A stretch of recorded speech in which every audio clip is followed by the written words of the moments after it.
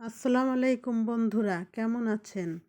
যে সমস্ত বাচ্চারা খাবার খেতে চায় না তারা আমার দেওয়া এই নুডলসের স্যুপটি ফলো করতে পারেন।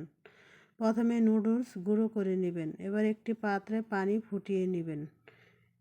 এরপর নুডলস গুঁড়ো দিয়ে দিবেন এবং দিবেন নুডলসের মশলা আর স্বাদ মতো লবণ দিয়ে দিবেন। একটু নেড়ে চেড়ে নেবেন। ঘন হয়ে আসলে নামিয়ে নেবেন। এবার একটি পাত্রে আমরা নুডলস স্যুপটি নিয়ে নেব। এবার দিয়ে দেব 1 চামচ বাদাম গুঁড়ো। বাদাম গুঁড়ো আপনার বাচ্চার পুষ্টির ঘাটতি পূরণ করবে। এবার একটু বাদাম গুঁড়ো দিয়ে নেড়ে চেড়ে নেবেন।